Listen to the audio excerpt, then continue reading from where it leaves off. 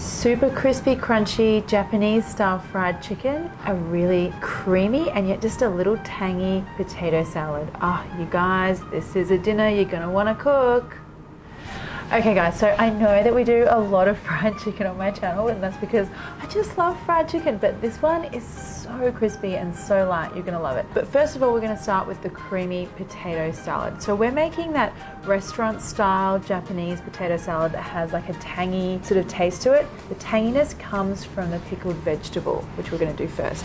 So I've got some carrot here and a little bit of cucumber, and then I wanna add some salt to that, and that's as simple as it gets for this tangy vegetable.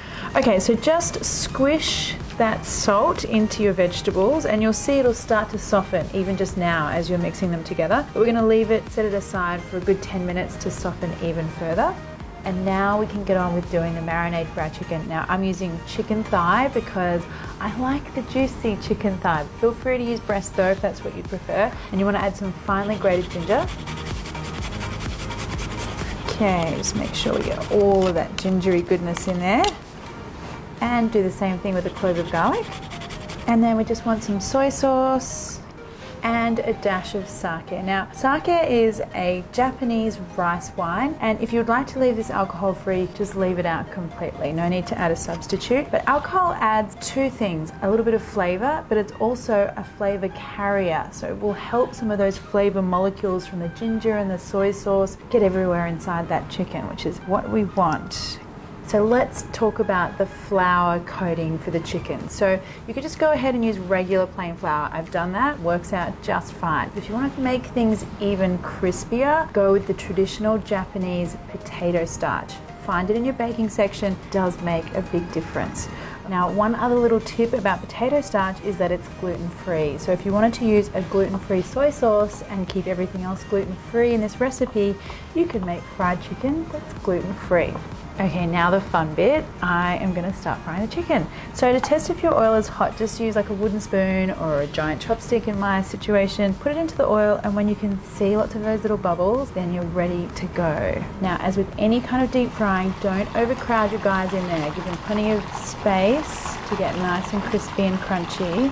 And doing this in batches means that the oil stays nice and hot. When you put too much into your oil to deep fry, temperature drops, everything gets soggy.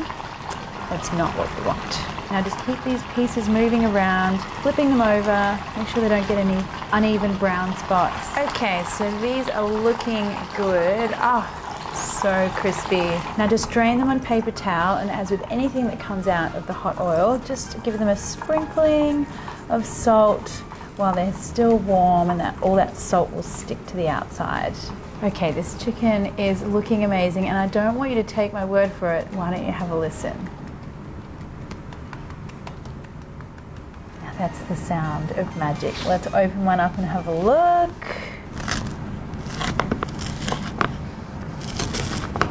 Okay, so let's test it out. Crunchy chicken ASMR. We should do like a whole series on that. I would love that. I could just eat chicken the whole time. Oh my God. Too much.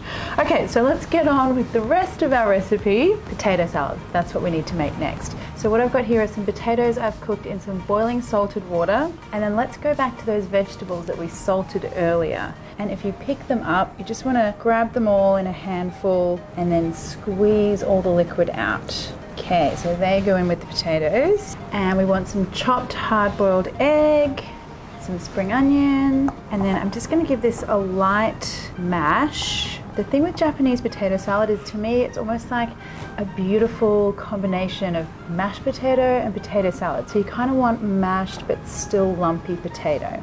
Now at this point I want to start putting in my creaminess, and I'm using a Japanese mayonnaise. You can find it in the Asian section of most supermarkets. It's kind of like in this squeezy bottle. You can use any kind of mayonnaise that you like. I just like the extra tang this one has. And then I also want some hot mustard, and then just a little dash of white vinegar that's going to give us some zippiness. Now just mix that through, and look how creamy everything is becoming. Now this is looking perfect. Now all that's left to do is pile our potato salad out into a bowl, and then we want some of these yummy crunchy pieces of chicken. And then finally just a few wedges of lemon to squeeze over that chicken just before you eat it. Yum, enjoy guys. I certainly am going to.